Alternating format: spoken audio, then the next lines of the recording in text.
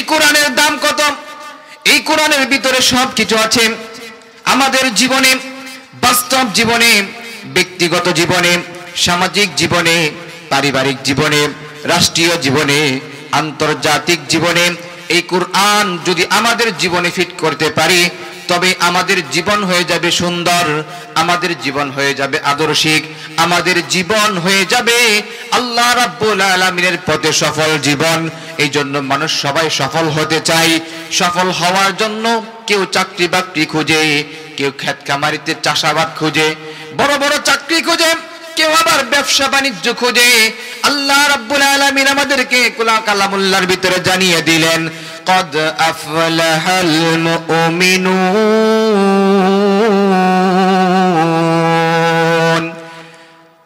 আল্লাহ রাব্বুল আলামিন জানিয়ে দিলেন সফল কে হবে।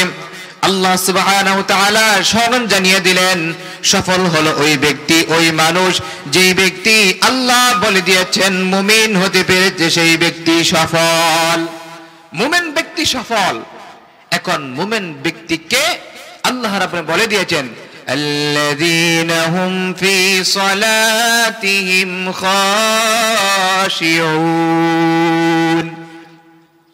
যেই বান্দাগুলা আমি আল্লাহর দুনিয়ার জমিনের ভিতরে আসার পরে, আমি আল্লাহর যখন ডাক আসবে, আমি আল্লাহর যখন কথা আসবে, আমি আল্লাহর যখন স্মরণ হবে, আমি আল্লাহর কথা যখন বলবে, আমি আল্লাহর আদেশ যখন কোনো পাবে, আমি আল্লাহর যখন ফরমাবরদারি পাবে, আমি আল্লাহ যখন কোনো হুকুম করেছি, কোনো বিধান করেছি, কোনো বিধান দিয়েছি, সেই বিধানকে বাস্তবায়ন করার জন্য সেই বান্দা যখন ঝাঁপিয়ে পড়বে আর আমি আল্লাহর সন্তুষ্টর জন্য নামাজ পড়বে, আমার আল্লাহ বলেন ওই মানুষগুলাই হলো মুমিন, ওই মানুষগুলাই হলো সফল কাম। মুসলমান ভাইরা আমার, আল্লাহ রাব্বুল আলামিন বলে দিয়েছেন قد أفلح المؤمنون الذين هم في صلاتهم خاشعون। যে সমস্ত মানুষগুলা নামাজের ভিতরে মুতাওয়াজ্জিহ হয়ে আল্লাহ রাব্বুল আলামিনের কুদরতি পাই সিজদায় লুটে পড়ে আর আল্লাহ রাব্বুল আলামিনকে ডাকে, আল্লাহ বলেন ওই লোকগুলাই হলো সফল কাম, ওই লোকগুলাই হলো মুমিন। আল্লাহ রাব্বুল আলামিন কেন নামাজের কথা বললেন? এত এত ইবাদত থাকতে আল্লাহ রাব্বুল আলামিন সফল বান্দাদের, মুমিনদের জন্য এক নাম্বার গুণ কোয়ালিটি বললেন নামাজের কথা। কারণ এই নামাজের ভিতরে এমন জিনিস আছে যেই নামাজের ভিতরে অন্য কোনো জিনিস, অন্য কোনো ইবাদতের ভিতরে নাই। নামাজের ভিতরে কেন? আল্লাহ সুবহানাহু ওয়া তাআলা বলেন, বান্দা তুই যখন একা একা নীরব থাকবে, নিবৃতে থাকবি, মানুষ যখন বিছানার ভিতরে ঘুমিয়ে যাবে, মানুষ যখন রাত্রি বেলায় অন্ধকারে নিমজ্জিত হয়ে যাবে, শীতের রজনীতে মানুষ যখন বিছানার ভিতরে লেপ মুড়ি দিয়ে, কম্বল মুড়ি দিয়ে জীবন যাপন কাটানোর জন্য, আরাম আয়েশে থাকার জন্য বিছানায় চলে যাবি, নীরব নিস্তব্ধ যখন হয়ে যাবি, চতুর্দিকে যখন কোনো মানুষ থাকবি না, আমি আল্লাহ রাব্বুল আলামিন তখন তোর জন্য একটা সুন্দর একটা হটলাইনের ব্যবস্থা করে দিলাম। সেই হটলাইনের ব্যবস্থা কি? ও মুসলমান, আল্লাহর সাথে বান্দার কালেক্টমেন্ট হওয়ার জন্য, কালেকশন হওয়ার জন্য, কথা বলার জন্য আল্লাহ রাব্বুল আলামিন এই নামাজকে আমাদের জন্য দিয়ে দিলেন। এই নামাজের ভিতরে আল্লাহ রাব্বুল আলামিন বলেন, বান্দারে সারাদিন যখন তুই বিপদের ভিতরে ছিলি, মুসিবতের ভিতরে ছিলি, আগামীকালকে তোর কি লাগবে? তোর ক্ষেতের ভিতরে চাষের জন্য পানি লাগবে, আমি আল্লাহর কাছে বল, আমি আল্লাহ তোর সেই পানির ব্যবস্থা করে দিব। তোর বৃক্ষের ভিতরে ফল হয় না, আমি আল্লাহ রাব্বুল আলামিন তোর বৃক্ষের ভিতরে ফল দিয়ে দিব। আমি আল্লাহ রাব্বুল আলামিন তোর মনের বাসনাগুলো পূরণ করে দিব। তোর সন্তান হয় না, আমি আল্লাহ রাব্বুল আলামিন তোর জন্য সন্তান দিব। আর সেই সন্তান কেমনে দিব? তুই যখন আমার সাথে সম্পর্কটা ভালো হবে, এই সম্পর্কের ভিত্তিতে আমি আল্লাহ রাব্বুল আলামিন তোর জীবনের সমস্ত চাওয়া, তোর জীবনের সমস্ত পাওয়াগুলোকে আমি আল্লাহ পাওয়াইয়া দিব। আল্লাহ রাব্বুল আলামিন বলেন, বান্দারে উসজুদ ওয়াক্তারিব, বান্দা তুই যদি একবার একটা সিজদা দিস, সেই সিজদা দিতে দেরি হবে, তোর কপালটা আমি আমি আল্লাহর কুদরতি পায়ে লাগাইবি, আর কুদরতি পায়ে লাগানোর সাথে সাথে আমি আল্লাহ তোর জীবনের চাওয়াগুলোকে পূরণ করে দে। ও মুসলমান ভাই, আল্লাহ রাব্বুল আলামিন কেমন বান্দার জন্য দয়াবী, কেমন আল্লাহ রাব্বুল আলামিন বান্দার জন্য মায়া, আল্লাহ কেমন ভালোবাসেন। মানুষ যখন সবাই ঘুমিয়ে যায়, একজন বান্দা যখন আল্লাহর কাছে এসে চোখের পানি ছেড়ে দিয়ে বলে, মালিক সারাটা জীবন তোমার জন্য আমি আমার জীবনটাকে আত্মনিয়োগ করতে পারি নাই, 20 বছর 30 বছর 40 বছর 50 বছর হয়ে যায়, আল্লাহ গো তোমারে ডাকতে পারি নাই, তোমার প্রেম আর তোমার মহব্বত আর ভালোবাসা দিলের ভিতরে জাগাইতে পারি নাই। আজকে যখন আমার বয়স 40 হয়ে গেল, 50 হয়ে গেল, আজকে যখন আমার সেই শরীর থেকে জোয়ানি চলে গিয়েছে, যুবক একটা সময় ছিল সেটা পার হয়ে গিয়েছে, আমার শরীরে রক্ত ঠান্ডা হয়ে গিয়েছে, আজকে যখন আমি বুঝতে পারলাম এই যে পূর্বদলার আজকে এই মাহফিল থেকে আজকে বুঝতে পারলাম আল্লাহ তুমি ছাড়া আমার আর কেউ নাই, সন্তান সেদিন আমাকে মনে রাখবে না, আমার স্ত্রী আমাকে ভালোবাসবে না, যার জন্য এত কিছু করলাম, যাকে নিয়ে জীবনে সংসারটা কাটাইলাম, সেই প্রাণের প্রিয়তমা স্ত্রী সেদিন আমার কোনো কাজে আসবে না। আমার যখন মৃত্যু হয়ে যাবে, অন্ধকার কবরের ভিতরে আমি যখন চলে যাব, ওই অন্ধকার ভিতরে আল্লাহ তাআলা তুমি ছাড়া আর কেউ নাই, সাথী নাই, বাতি নাই গো আল্লাহ, সেই অন্ধকার কবরের ভিতরে তুমি ছাড়া তো আর কেউ নাই, অন্ধকার কবরের ভিতরে কেমনে থাকবো গো আল্লাহ। আল্লাহ তাআলা এই অন্ধকার কবরের ভিতরে তোমার দিদার, তোমার সাক্ষাৎ, তোমার রহমত, তোমার নিয়ামত পাওয়ার জন্য আজকে 40 বছর বয়সে এসে তোমার কুদরতি পায়ে সিজদা দিলাম। আয় আল্লাহ আমার সিজদাটাকে কবুল করে নাও। আমার আল্লাহ বলেন, বান্দারে তোর সিজদা দিতে দেরি হবে, আমি আল্লাহ তোর সিজদা কবুল করতে 1 সেকেন্ডও দেরি হবে না। আত্তাইবু মিনাজ যামবি কামান লা যামবা লাহু। আল্লাহ বলেন বান্দা যখন অনুতপ্ত হয়ে, আল্লাহর পয়গম্বর বলেন বান্দা যখন অনুতপ্ত হয়ে, বান্দা যখন আল্লাহর সেই কাছে অনুতপ্ত হয়, আল্লাহ সুবহানাহু ওয়া তাআলা বলেন বান্দা তুই আমার কাছে অনুতপ্ত হলি, যা আমি তোকে আল্লাহ মাফ করে দিলাম। এবার দেখেন 40 বছর পর্যন্ত বান্দাটা গুনাহ করছে, নেক আমল করে নাই, যত রকমের অন্যায় কাজ বাকি রাখে নাই। আপনাদের এই পূর্বদলের ভিতরে সবচেয়ে বড় টেররিস্ট ছিল, সবচেয়ে বড় সন্ত্রাস ছিল এই 40 বছর বয়সে এসে। এবার সেই ব্যক্তি আল্লাহর কাছে যখন নিজেকে সঁপে দিল আর আল্লাহর কুদরতি পায়ে সিজদা দিল, আল্লাহ তাআলা এবার ওই বান্দাকে বললে, বান্দা লা তাকনাতু মির রাহমাতিল্লাহ, বান্দারে তুই যে আমার রহমতের দিকে আসছিস সেই রহমত থেকে নৈরাশ হয়ে যাইস না। আমি আল্লাহ রাব্বুল আলামিন তোর জন্য আমি আল্লাহ রহমত গুলা খুলে দিলাম। আমার যত রকমের রহমতের দরজা আছে সমস্ত রহমতের দরজা গুলা আমি তোর জন্য খুলে দিলাম। আল্লাহ রাব্বুল আলামিন এই আয়াত বলে শেষ করে দেয় নাই। ওই গুনাহগার বান্দার জন্য আল্লাহ রাব্বুল আলামিন পরবর্তীতে আবার আয়াত নাযিল করলেন।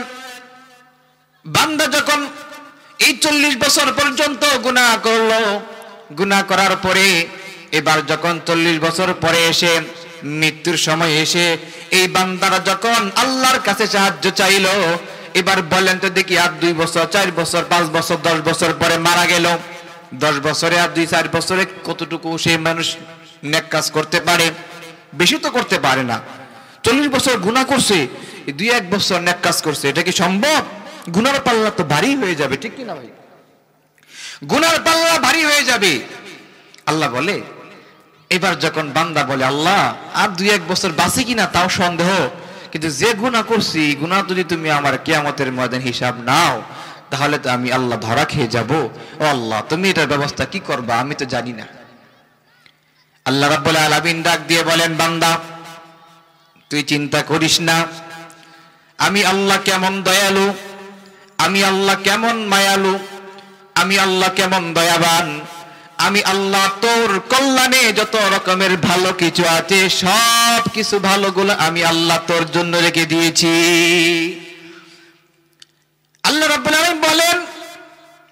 ইউবাদদিলুল্লাহু সাইয়্যাতিহিম হাসানা।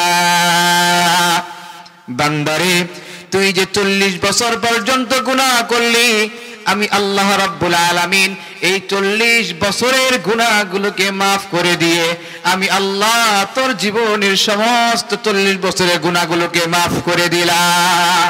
সুবহানাল্লাহ। মুসলমান ভাইরারি আমার, এবার আল্লাহ বলেন আচ্ছা শুধু তাই না, আমার আল্লাহ পরে বলে দিলেন ইউবাদদিলুল্লাহু সাইয়্যাতিহিম হাসানা।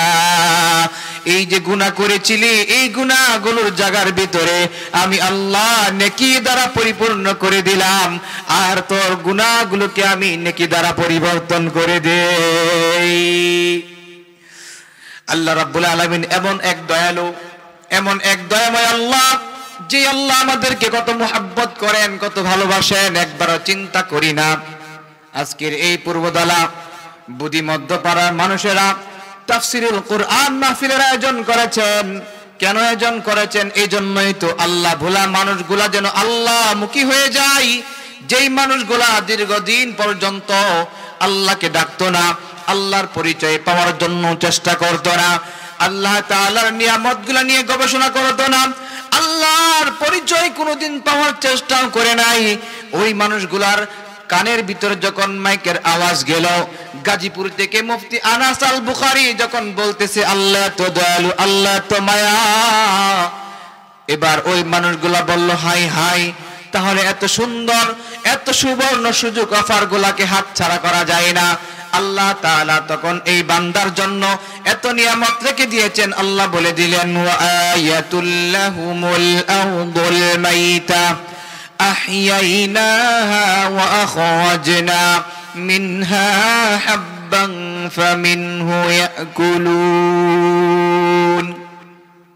এই যে আজকে যে ক্ষেতের উপরে আজকে এত সুন্দর মাহফিল আয়োজন করেছেন, এই যে শুকনা ক্ষেত, আল্লাহ বলেন এই যে মরা ক্ষেত, এখানে একটা ফসল লাগান হবে না কেন? মৃত জমিনটা। আল্লাহ বলেন ওয়া আয়াতুল লাহুমুল আরদুল মাইতা, এই মৃত জমিনকে আমি জীবিত করি, আর জীবিত করার পরে আমি আল্লাহ সুবহানাহু ওয়া তাআলা তোর জন্য কি করে দেই? ওয়া আয়াতুল লাহুমুল আরদুল মাইতা আহইয়াইনাহা ওয়া আখরাজনা মিনহা হাব্বান ফামিনহু ইয়াকুলুন। এই যে তুই খাবি, সকালে না খেলে দুপুরে চলতে পারিস না, আবার দুপুরে না খেলে রাত্রে হাঁটতে পারিস না, 3 বেলা ভাত না খেলে তোর যেমন শরীরটা চলে না, ঠিক মাঝে মধ্যে সবজির প্রয়োজন, দেহের জন্য সুস্থতার জন্য খাবারের প্রয়োজন, আমি আল্লাহ রাব্বুল আলামিন এই মৃত জমিন থেকে তোর জন্য খাবারের ব্যবস্থা করে দিই। সুবহানাল্লাহ।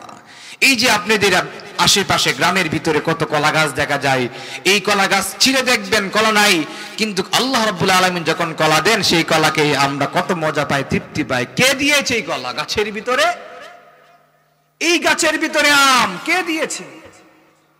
এই মাটির ভিতরে ধান কে দিয়েছে? সুজলা সুপলা পরিপাটি এত সুন্দর করে কে বানিয়েছে? এত বিস্তৃত আসমান কে বানিয়েছে? এত সুন্দর করে যেই মালিক বানিয়েছে সেই মালিকের কথা কি আমরা একবারও চিন্তা ফিকির করে দেখেছি? দেখি নাই।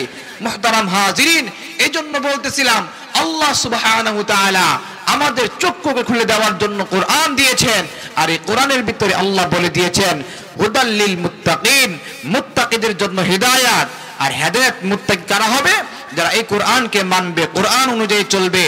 কোরআনের ভিতরে মুত্তাকিদের 1 নাম্বার বৈশিষ্ট্য হলো তারা আল্লাযীনা হুম ফি সালাতিহিম খাশিউন, তার নামাজের ভিতরে মুতাওয়াজ্জিহ হবে, আল্লাহ তাআলা সন্তুষ্ট চিত্তের জন্য তারা নামাজের ভিতরে একাগ্রচিত্ত হবে। আল্লাহ তাআলা বলেন আমাদের কথাটা কিভাবে বলবো আল্লাহই আমাদেরকে শিখিয়ে দিচ্ছেন। আল্লাহ বলেন বান্দা তুই এমনি বলবি, কুল ইন্না সলাতি ওয়া নুসুকি ওয়া মাহইয়ায়া ওয়া মামাতি লিল্লাহি রাব্বিল আলামিন। বান্দারে তুই আমি আল্লাহর কাছে এমনি করে বলবি আমার নামাজ, আমার রোজা, আমার হজ, আমার যাকাত, আমার কুরবানি, আমার যতগুলো ভালো কাজ আছে এই সব কিছু আল্লাহ রাব্বুল আলামিন তোমার জন্য। কুল ইন্না সলাতি ওয়া নুসুকি ওয়া মাহইয়ায়া ওয়া মামাতি লিল্লাহি রাব্বিল আলামিন। রব্বুল আলামিনের জন্য আমার জীবনের সব কিছুকে আমি আল্লাহ রাব্বুল আলামিন দিয়ে দিলাম। সুবহানাল্লাহ। আল্লাহ শিখিয়ে দিচ্ছে বান্দাকে। দেখেন, মন্ত্রী এমপিদের সাথে সম্পর্ক থাকলে পরে সেই মন্ত্রী এমপি শিখিয়ে দেয় প্রধানমন্ত্রীর সাথে সাক্ষাৎ করার সময় কেমনে কথা বলবি। কারণ একজন সাধারণ মানুষ তো এমপির সাথে প্রধানমন্ত্রীর সাথে কথা বলতে হয় কেমনে সেটা জানে না। প্রধানমন্ত্রীর সাথে কথা বলতে হবে প্রধানমন্ত্রীর শান অনুযায়ী। আল্লাহর সাথে কথা বলতে গেলে আল্লাহর শান অনুযায়ী বলতে হবে। এই জন্য আল্লাহই শিখিয়ে দিলেন, বান্দা তুই এমনি করে ক, আমি আল্লাহ দিয়ে দিব। সুবহানাল্লাহ। আবার আল্লাহ বলেন কেমনে দোয়া করবি, জামে মানে দোয়া আল্লাহ তা শিখিয়ে দিলেন। বান্দা এমনি দোয়া করবি, রব্বানা হাব লানা মিন আজওয়াজিনা ওয়া যুররিয়াতিনা কুররাতা আ'ইন ওয়াজআলনা লিল মুত্তাকিনা ইমামা। রব্বানা হাব লানা মিন আজওয়াজিনা ওয়া যুররিয়াতিনা কুররাতা আ'ইন ওয়াজআলনা লিল মুত্তাকিনা ইমামা। আমার আল্লাহ তাআলা ডাক দিয়ে জানিয়ে দিলেন, বান্দারে আমি আল্লাহ তাআলার কাছে কেমনে চাবি। ও যুবকরা, ও যুবক যুবতীরা, তোমাদেরকে আল্লাহ রাব্বুল আলামিন শিখিয়ে দিলেন কেমনে দোয়া করবা আল্লাহ তাআলার কাছে। যুবক ভাইদেরকে আল্লাহ তাআলা স্পেশালি বললেন, আল্লাহ তাআলার কাছে তোমরা এমন একটা জিনিস চাইবা যে জিনিসটার জন্য মানুষ 20টা বছর 25টা বছর পর্যন্ত অপেক্ষা করে। সেটা সহধর্মিনী, ঠিক কিনা? লাইফ পার্টনার কেমন হবে আল্লাহ তাআলা বলে দিলেন, রব্বানা হাব লানা মিন আজওয়াজিনা। আয় আল্লাহ, তুমি আমাদেরকে এমন একটা স্ত্রী দাও, এমন সন্তানাদি দাও যাদেরকে দেখলে আমার চক্ষুটা শীতল হয়ে যাবে। সুন্দর স্ত্রীর কথা বললেন, আবার বললেন তাদেরকে দেখলে আমার চক্ষু শীতল হয়ে যাবে। আমার সন্তানদেরকে নেককার বানিয়ে দাও, ওয়াজআলনা লিল মুত্তাকিনা ইমামা, আর আমাকে মুত্তাকিদের ইমাম বানিয়ে দাও। আমার স্ত্রী, আমার সন্তান, তাদেরকে সুন্দর বানিয়ে দাও, তাদেরকে দেখলে আমার জন্য চক্ষু শীতলকারী হয়ে যাবে। আর আমাকে তাদের ইমাম বানিয়ে দাও, তাদেরকে মুত্তাকি বানিয়ে দাও, আর আমাকে তাদের ইমাম বানিয়ে দাও। আমাকে তাদের ইমাম বানিয়ে, তার মানে আমাকে আল্লাহ মুত্তাকি বানিয়ে দাও। সুবহানাল্লাহ। আল্লাহ শিখিয়ে দিলেন, যুবক বাবারা তোমরা এই দোয়াটা করবা। আল্লাহ সুবহানাহু তাআলা তোমাদের এই দোয়ার বরকতে তোমাদের সারা জীবনের যে চাওয়া চিন্তা ফিকিরে আছো, না জানি নসিবে কি জুটে, কপালে কি আসে, ভাগ্যে কি আসে, এই চিন্তা পেরেশানি যেমন তুমি মুবতালা আছো, না জানি তোমার ভাগ্যে কেমন মানুষটা আসে। এই দোয়াটা বেশি বেশি করে পড়বা।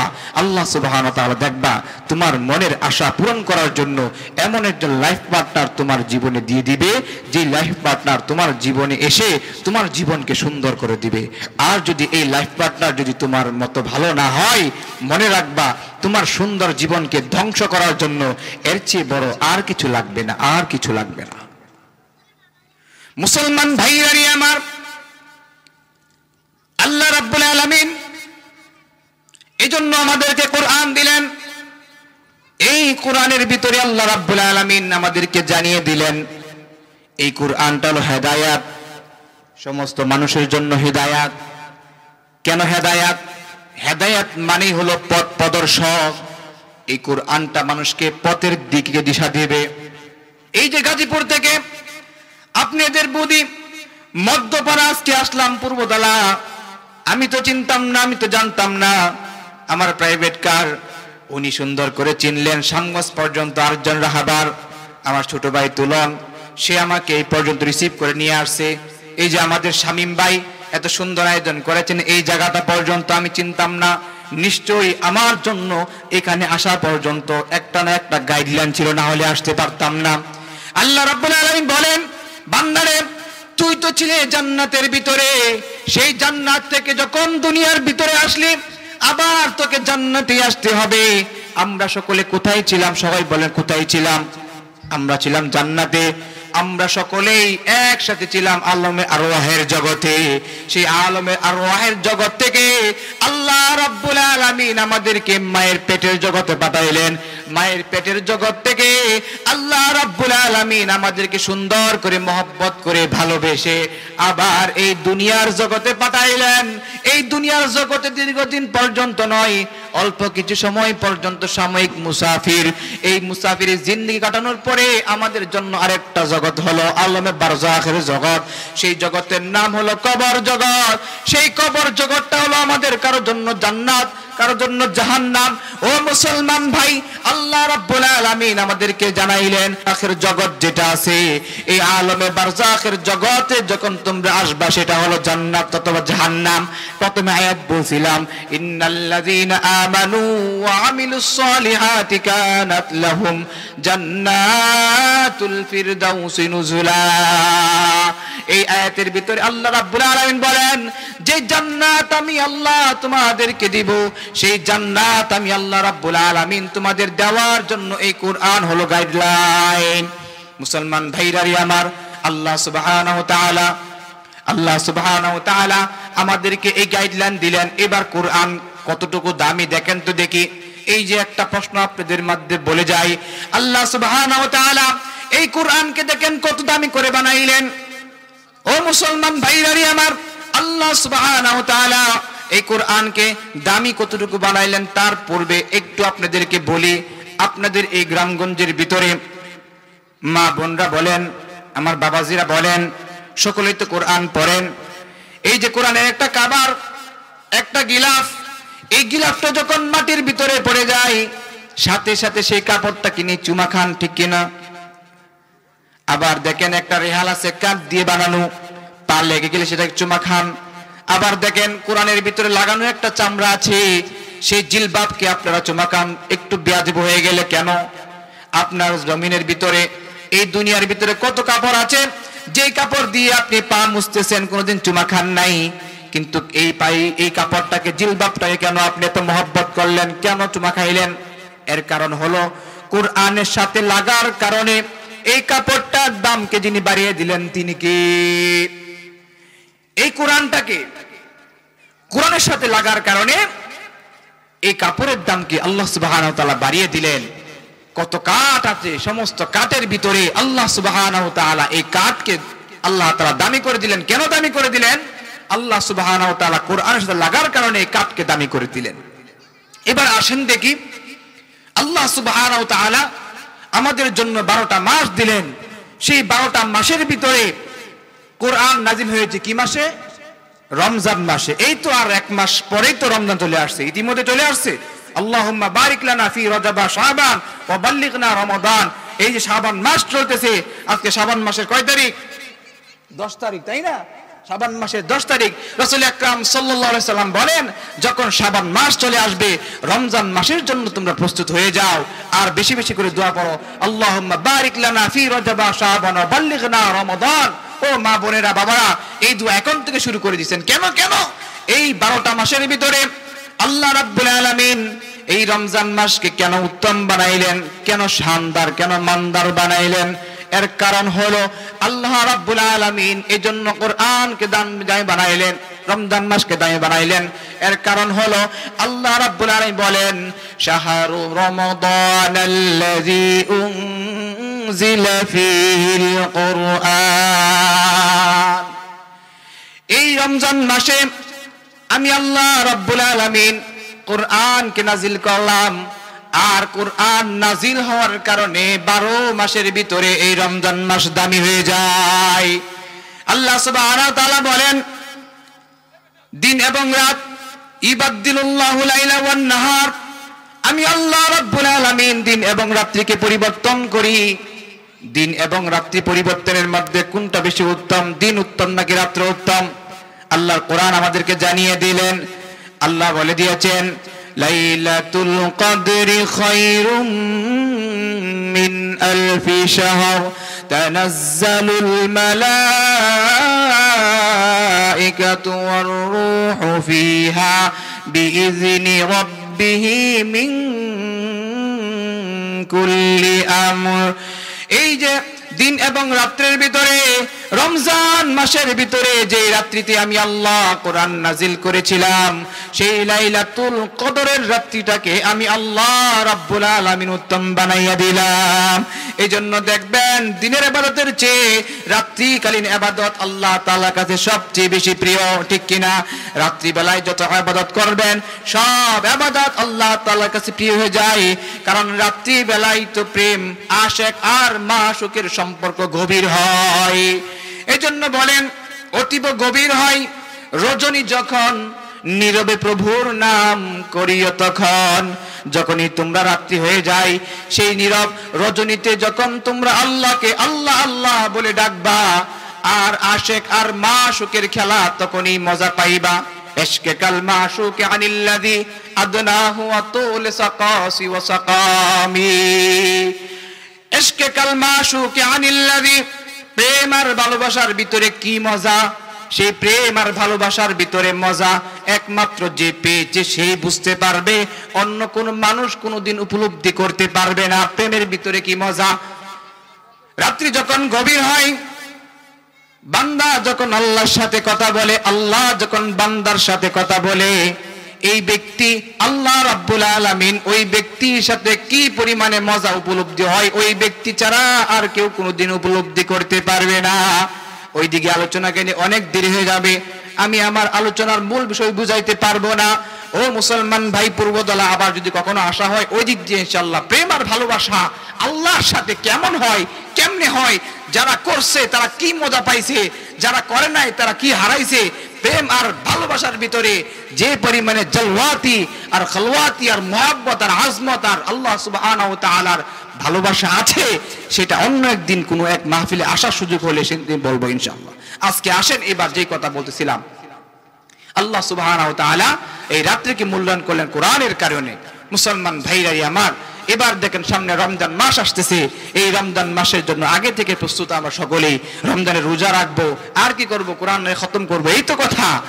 এই কোরআনের মাস রমজান খতম করার জন্য দেখবেন মা বোনেরা ভাইয়েরা সারা বছর চলে যায়, এক খতম কোরআন খতম দেয় না, কিন্তু রমজান মাস আসলে পরে এই ভাই এই বোন এই মা এই বাবা কোরআনটাকে হাতে নেই, সকালবেলা বসে যায়, ফজরের নামাজের পরে এক পারা দেরি করে, কেউ আধা পারা পরে, কেউ 2-4 পৃষ্ঠা পরে, এমন করতে করতে করতে করতে গোটা রমজানে কোরআনটাকে এক খতম দিয়ে দেয় আর বলে আল্লাহ সারাটা মাস চলে গেল কোরআন খতম দিতে পারি নাই। আয় আল্লাহ, এই একটা মাস শেষে এসে, বছরের শেষের মাস রমজান মাস এসে তোমার এই কোরআনকে খতম দিলাম, তুমি কবুল করে নাও, ঠিক কিনা? আমাদের মধ্যে মা বোনরা করেন না, আমাদের বাবারা করে না, আমাদের মসজিদগুলোতে খতমে তারাবির আমল হয় কি হয় না? মুসলমান ভাইরানি আমার, কোরআনের কারণে কাপড়ের দাম বেড়ে গেল, এই কোরআনের কারণে একটা কাঠের দাম বেড়ে গেল, এই কোরআনের কারণে একটা রাত্রের দাম বেড়ে গেল, এই কোরআনের কারণে একটা মাসের দাম বেড়ে গেল, এই কোরআনের কারণে আল্লাহ রাব্বুল আলামিন মানুষদেরকেও দামি বানিয়ে দেয়।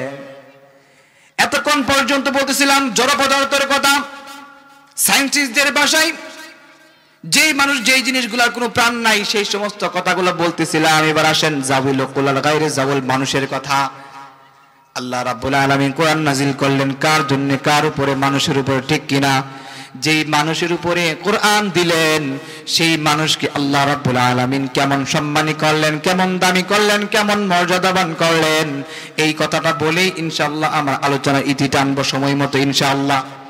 ও মুসলমান ভাইরারি আমার, এই কোরআন কেমন জিনিস? ম্যাগনেট। এই কোরআনের ম্যাগনেট বড়ই ম্যাগনেট।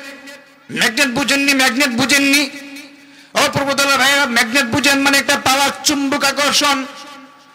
এই কোরআনের চুম্বক আকর্ষণ এমন যে জিনিসকে মানুষে যাকে আকর্ষণ করে, কোরআন আকর্ষণ করে দিনের পথে নিয়ে আসে, হেদায়েতের পথে নিয়ে আসে, আল্লাহর পথে নিয়ে আসে।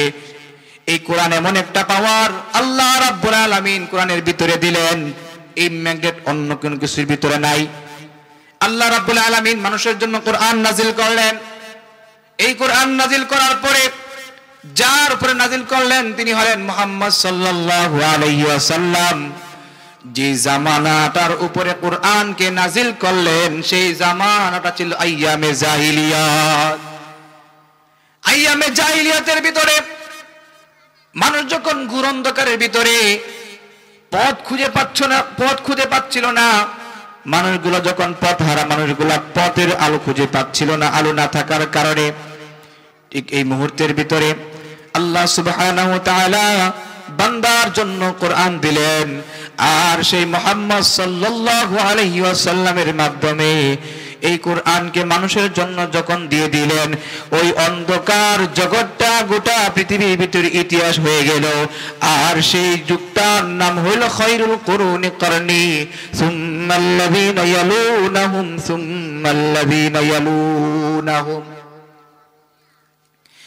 আল্লাহর নবী মুহাম্মদ বলেন, গোটা বিশ্বের ভিতরে সোনালী যুগ যেটাকে বলা হয়, সেই সোনালী যুগ হলো আমার যুগ। অথচ সেই যুগটা ছিল কেমন যুগ একটু যদি বলি আপনারা বুঝতে পারবেন। দাসী কিনা হতো, বান্দি কিনা হতো, মেয়েদেরকে কিনা হতো বাজার থেকে, সেই মেয়ের সাথে সঙ্গম করত, যৌনচারে লিপ্ত হতো।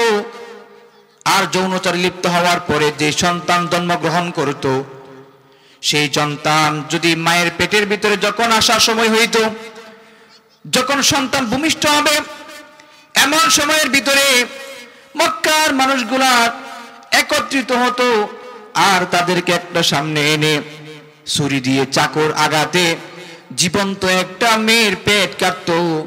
আর সে পেট কেটে সেখান থেকে জীবন্ত বাচ্চাটাকে বের করে নিয়ে আসতো। যদি দেখতো মেয়ে হয়েছে, সেই বাচ্চাটাকে জীবন্ত অবস্থায় পুঁতে দিত অথবা তাকে জীবন্ত মেরে ফেলতো। আর একটা জিন্দা মানুষের পেট কাটছে, কি মনে করেন? আমাদের সমাজের ভিতরে এখনো দেখা যায় মা বোনরা কষ্ট করতে রাজি না, সিজার করার জন্য উৎপাত হয়ে যায়। ও মা, ও বোন, আপনাদের পায়ে ধরে বলি, এই কথাটা বলে যায়। আল্লাহ বলে দিয়েছেন, সুম্মাস সাবিলা ইয়াসসারা। যে বান্দা, যে বান্দি আমার আল্লাহর প্রতি তাওয়াক্কুল করবে, একটু সবুর করবে, আমি আল্লাহ রাব্বুল আলামিন সেই বান্দার ফল দুনিয়ার ভিতরে দেখাইয়া দেই। আর আমি আল্লাহ রাব্বুল আলামিন তার জন্য নরমাল ডেলিভারির ব্যবস্থা করে দেই। অধৈর্য হবেন না। মা বোনদেরকে বলছি, যেহেতু আপনারা এখানে আছেন, অনেক মা বোন শুনতেছেন, আপনাদের বিশেষ করে বলছি, অধৈর্য হবেন না। আল্লাহ বলে দিয়েছেন, সুম্মাস সাবিলা ইয়াসসারা, আমি অতঃপর তোমাদের সেই পথকে সহজ করে দিই, তোমাদের জন্য আমি আল্লাহ রাব্বুল আলামিন সহজ করে দেই। একটু ব্যথা উঠলেই চলে যাবেন না, সবর করবেন, ধৈর্য ধারণ করবেন, সাহায্য চাইবেন আল্লাহ তাআলার কাছে। আল্লাহ সুবহানাহু ওয়া তাআলা আপনার জন্য সহজ করে দিবেন। আল্লাহ কারোর জন্য কঠিন করেন না, আমরা নিজেরাই তো কঠিন হয়ে যাই। মুসলমান ভাইরা আমার, বলতেছিলাম এই কোরআন এমন এক জামানায় নাজিল হলো, যেই জামানা অন্ধকার আচ্ছন্ন ছিল। সেই জামানার মানুষগুলা এক পর্যায়ে এমন হয়ে গেল, যেই মানুষগুলা সোনালী যুগে পরিণত হয়ে গেল। মুসলমান ভাইরারি আমার, কেমন পরিণত হলো? আল্লাহর পয়গম্বর জলিলুল কদর সাহাবী যারা ছিল, তাদের জীবন ইতিহাস থেকে দেখেন। সাইয়েদিনা হযরত উমর ফারুক রাদিয়াল্লাহু তাআলা এর নাম শুনছেননি? জলিলুল কদর সাহাবী, মক্কার ভিতরে বীর পুরুষ ছিল। মক্কার ভিতরে তার মতো বীর পুরুষ আর কেউ ছিল না। যে মানুষটা নবী মুহাম্মদ সাল্লাল্লাহু আলাইহি ওয়াসাল্লামের কল্যাণের জন্য গিয়েছিল, সেই মানুষটা যখন কালামুল্লাহর তিলাওয়াত শুনলো, কালামুল্লাহর তেলাওয়াত শোনার কারণে তার দিলের ভিতরে পরিবর্তন হয়ে গেল। অনেক বিস্তারিত ঘটনা সংক্ষেপ করছি, লম্বা করছি না। আল্লাহর নবীর কাছে আসলেন কল্যাণ নেওয়ার জন্য। কালামুল্লাহর তেলাওয়াতের মধ্য দিয়ে সাইয়েদিনা হযরত উমর ফারুক রাদিয়াল্লাহু তাআলা আনহুর মতো মানুষটা কল্যাণ নেওয়ার জন্য এসে আল্লাহর নবীর কাছে তার কল্যাণটাকে সুপর্দ করে দিয়েছে। কিসের ম্যাগনেট, কিসের পাওয়ার? এই কোরআনের পাওয়ার। এই কোরআনের কাছে আসার কারণে সেই মক্কার সবচেয়ে বর্বর একজন পাপিষ্ট ব্যক্তি ওমর, সে কি পেল? আল্লাহ নবী মুহাম্মদ সাল্লাল্লাহু আলাইহি ওয়াসাল্লাম বলেন, 10 জন ব্যক্তিকে জান্নাতে সুসংবাদ দিয়েছিল, তার মধ্যে ছিল একজন ওমর রাদিয়াল্লাহু তাআলা আনহু। আল্লাহকে এবার কি পরিমাণে ভালোবাসলো, কি পরিমাণে মহব্বত করলো, আল্লাহর প্রেম আর আল্লাহর ভালোবাসা তার অন্তরের ভিতরে কি পরিমাণে ছিল। একবার হযরতে উমর ফারুক রাদিয়াল্লাহু তাআলা আনহু রাষ্ট্রীয় কাজ যখন তিনি খলিফাতুল মুসলিমিন হয়ে গেলেন, এবার বাসায় বসে বসে রাষ্ট্রীয় কাজ করতেছেন। রাত্রিবেলায় একজন ব্যক্তি আসলো, দরজায় নক করলো। সাইয়েদিনা হযরতে উমর ফারুক রাদিয়াল্লাহু তাআলা আনহু জিজ্ঞেস করলেন, কে? বলল, আমি আপনার অমুক আত্মীয়। সাইয়েদিনা হযরতে উমর ফারুক রাদিয়াল্লাহু তাআলা আনহু ওনাকে ঘরের ভিতরে প্রবেশ করার অনুমতি দিলেন। আর এক হাত দিয়ে সাথে সাথে মোমবাতি ছিল সে নিভিয়ে ফেললেন, আর আরেক হাত দিয়ে আরেকটা মোমবাতি জ্বালালেন। কিছুক্ষণ পর ওই ব্যক্তি বলল, ভাই আপনাকে দেখলাম মোমবাতি একটা জ্বালানো ছিল, কেন বন্ধ করলেন? আরেকটা মোমবাতি কেন জ্বালালেন? একই তো মোমবাতি, একই তো কাজ। বলল, চোখ দিয়ে তুমি যা দেখতেছো বাস্তবে তা না। কি তাহলে? এই যে মোমবাতি দিয়ে কাজ করতেছিলাম, এই মোমবাতিটা হলো বাইতুল মালের টাকায় কিনা। বাইতুল মালের টাকায় কিনা মোমবাতি দিয়ে রাষ্ট্রীয় কাজে যখন আমি আত্মনিয়োগ করতেছিলাম, হিসাব নিকাশ করতেছিলাম, ওইগুলা দিয়ে আমি ওই হিসাব নিকাশগুলা করি। এটা হলো আমার ব্যক্তিগত সম্পদ, ব্যক্তিগত টাকার কিনা। আর ব্যক্তিগত টাকার কিনা যেহেতু, এই জন্য এই ব্যক্তিগত টাকার কিনা দিয়ে তুমি আমার আত্মীয়, ব্যক্তিগত কথাগুলা তোমার জন্য বলতেছি। রাষ্ট্রীয় মাল কিভাবে সংরক্ষণ করলেন! আজকে আমাদের ভিতরে তাসাররুফ করার জন্য মানুষের অভাব নাই। দেখা যায় কয়েকদিন আগেই ছিল ফকিন্নির পুত, রাষ্ট্রীয় যখন ক্ষমতায় আসে, এমপি মন্ত্রী হয়ে যায়, তখনই দেখা যায় এই ব্যক্তি আঙ্গুল ফুলে কলা গাছ হয়ে যায়। কোথায় পেল এত টাকা, কোথায় পেল এত কিছু? অথচ আমাদের সেই সোনালী যুগের দিকে তাকালে দেখা যায় যাদের বাড়ি ছিল, গাড়ি ছিল, টাকা ছিল, পয়সা ছিল, সব বিলীন হয়ে যায়, বরং পথের ফকির হয়ে যায় এই রাষ্ট্রীয় কাজ সম্পাদনা করতে গিয়ে। সুবহানাল্লাহ। সাঈদ আল জামাহি রাদিয়াল্লাহু তাআলা আনহু কেমন মানুষ ছিলেন! এই কোরআনের সংস্পর্শে আসার কারণে আল্লাহ নবী মুহাম্মদ সাল্লাল্লাহু আলাইহি ওয়াসাল্লামের ওমর রাদিয়াল্লাহু তাআলা আনহুর খেলাফতের সময় তিনি কুফা অঞ্চলের প্রতিনিধি করে যিনাকে পাঠাইছিলেন, সেই ব্যক্তি কেমন মানুষ ছিলেন! ওই গোয়েন্দা ডিপার্টমেন্টের লোকের কাছে বলল, ওই কুফা অঞ্চলের ভিতরে কে আছে এমন যার অর্থনৈতিক দিক দিয়ে দুর্বল না সবল, সেই লিস্ট আমার কাছে দাও। এবার ধনীদের লিস্ট দেওয়া হলো, গরিবদের লিস্ট দেওয়া হলো। জরিপ করা হয় না আমাদের দেশের ভিতরে? তখনও জরিপ করা হলো। দরিদ্রের তালিকার ভিতরে সর্বপ্রথম যেই নামটা আসছে সেই নামটা হলো সাঈদ। হযরত উমর ফারুক রাদিয়াল্লাহু তাআলা আনহু ডাক দিয়ে জিজ্ঞাসা করলেন, এটা কোন সাঈদ? গোয়েন্দা ডিপার্টমেন্টের লোকেরা বলল, এটা সাঈদ। ওই সাঈদ আজ থেকে নিয়ে 1.5 বছর পূর্বে যাকে কুফা অঞ্চলের প্রতিনিধি করে গভর্নর করে বানাইছিলেন, সেটা হলো সেই সাঈদ, সাঈদ আমির আল জামাহি রাদিয়াল্লাহু তাআলা আনহু। ওমর রাদিয়াল্লাহু তাআলা অবাক হয়ে গেলেন। কুফা অঞ্চলের প্রতিনিধি, আমিরুল মুমিনিন, আমিরুল মুসলিমিন, দরিদ্রতার তালিকার ভিতরে 1 নাম্বার। তিনার জন্য কিছু হাদিয়া পাঠাইলেন। বিস্তারিত ঘটনা। সেই হাদিয়া পাওয়ার পরে তিনি চোখের পানি ছেড়ে দিয়ে কান্না করতেছেন। স্ত্রী ডাক দিয়ে বলল, ওগো আমার প্রাণের প্রিয়তমা স্বামী, তোমার চোখে পানি কেন, কি হচ্ছে? এবার আমির বললেন, সাঈদ আমির আল জামাহি ডাক দিয়ে বললেন, আমিরুল মুমিনিন একটা সংবাদ পাঠাইছে, ওনার পক্ষ থেকে সংবাদ আসছে, কাগজ আসছে, চিঠি আসছে। চিঠির মধ্যে কি লেখা? উনি মারা গেলেন নাই কনা? মুসলমানদের জিহাদের ময়দানে কোন জায়গায় মুসলমানরা কি পরাজয় বরণ করলো তাই নাকি কনা? দুঃসংবাদ কোনো কিছু কোনা? কয়ের চেয়ে আরো বড় দুঃসংবাদ আছে। কি দুঃসংবাদ? কয় আমিরুল মুমিনিন আমার জন্য 1000 দিরহাম হাদিয়া পাঠিয়েছে। আমাদের কাছে টাকা আসলে আমরা কি বলি? আলহামদুলিল্লাহ বলি। সাঈদ আমির আল জামাহি ডাক দিয়ে বলেন, ইন্না লিল্লাহি ওয়া ইন্না ইলাইহি রাজিউন। দুনিয়া আমার উপরে এসে চেপে বসেছে। এই দুনিয়া আমার কবরের পথটাকে বন্ধ করে দিবে, জান্নাতের পথ বন্ধ করে দিবে। এই টাকা, এই পয়সা আল্লাহর সাথে সম্পর্ক আমার বন্ধ করে দিবে। এই জন্য টাকা পয়সা হলো বড় সমস্যা। এই জন্য টাকা পয়সা থাকলে বড় সমস্যার সম্মুখীন হতে হয়। সাইয়েদিনা আমির আল জামাহি রাদিয়াল্লাহু তাআলা আনহু যখন এই কথা বলে চোখের পানি ছেড়ে দিয়ে কাঁদতে লাগলেন, তিনার স্ত্রী তখন ডাক দিয়ে বললেন, ওগো আমার প্রাণের প্রিয় তোমার স্বামী, আমার একটা কাছে একটা বুদ্ধি আছে। কি বুদ্ধি আছে? বুদ্ধিটা হলো এটাই, আপনার কাছে যে দিরহাম দিনার টাকাগুলো আছে, গরিব দুঃখীদের মধ্যে এই টাকাগুলোকে বিলিয়ে দেন। আল্লাহ রাব্বুল আলামিন এর বিনিময়ে আমাদেরকে এর চেয়ে উত্তম নাজ নিয়ামত দান করবেন পরকালের ভিতরে। সুবহানাল্লাহ।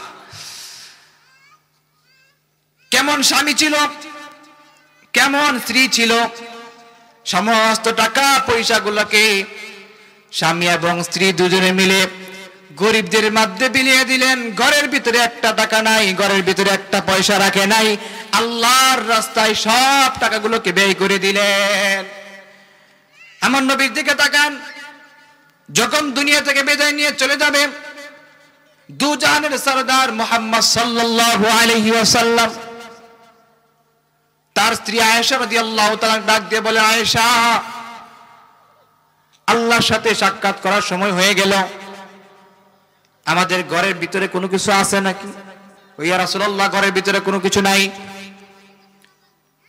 তবে একটা দিরহাম আছে, যে দিরহামটা বাকি রয়েছিল দান করতে, বিলীন করতে, সেই দিরহামটা আমাদের ঘরে এখন জমা আছে।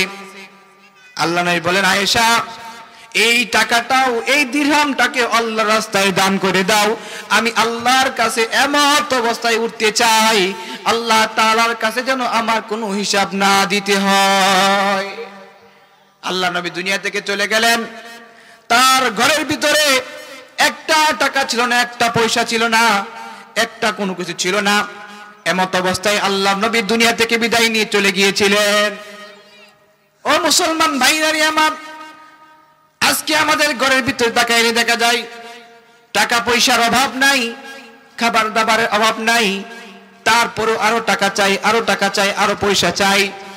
মনে রাখবেন, অন্ধকার কবরে যখন যাবেন, ওই অন্ধকার কবরের ভিতরে টাকা আর পয়সা কোনো কিছু কাজে আসবে না।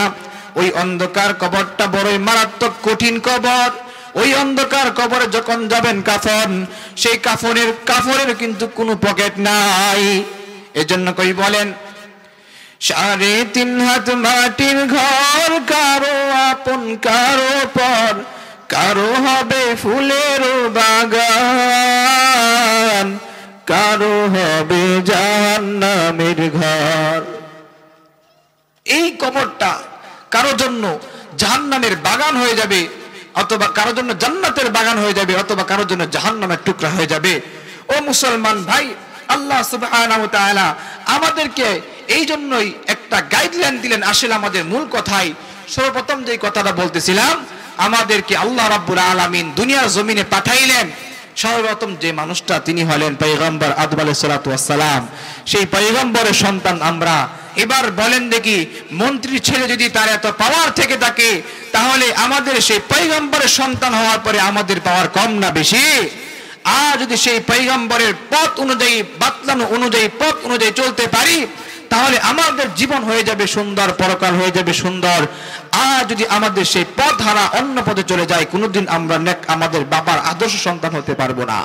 এজন্য দেখবেন, অনেক নবীর ছেলে পথ ভুলে, পথ হারা হয়ে বিভ্রান্ত হয়ে গিয়েছে। অনেক নবীর স্ত্রী বিভ্রান্ত হয়ে পথ হারা হয়ে গিয়েছে। অনেক নবীর বাবাও বিভ্রান্ত হয়েছে, অনেক নবীর মাও জাহান্নামে চলে গিয়েছে। কেন? আল্লাহ বলে দিলেন, এই পথে যারা থাকবে না, তাদেরকে আমি আল্লাহ জান্নাত দিব না।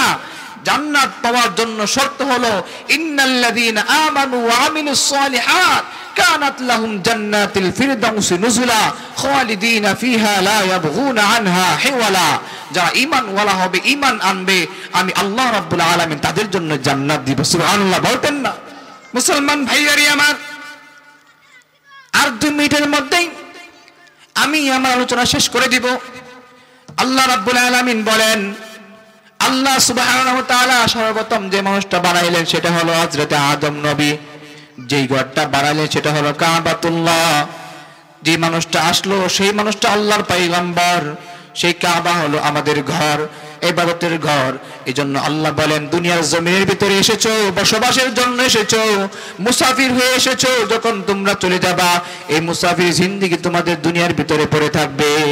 আর দুনিয়ার জিন্দেগির ভিতরে, মুসাফিরের জিন্দেগির ভিতরে তোমরা যদি থাকো, মনে রাখো আমি আল্লাহ রাব্বুল আলামিনের কাছে আসার আগ পর্যন্ত কবরের সামানাগুলা সুন্দর করে গুছাইয়া নিয়ে আইসো।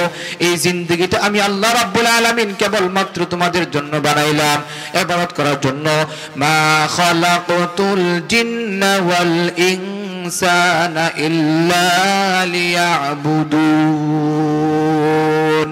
আল্লাহ রাব্বুল আলামিন বলেন মানুষ এবং জিন জাতিকে আমি আল্লাহ রাব্বুল আলামিন একমাত্র আমার ইবাদত করার জন্য বানাইলাম। আমি আল্লাহর ইবাদত করার জন্য বানাইলাম। আর ইবাদত করার জন্যই আল্লাহ রাব্বুল আলামিন পাঠাইলেন। এই ইবাদতের মধ্য দিয়ে আমাদের জন্য জান্নাত জাহান্নামের ফয়সালা হয়ে যাবে।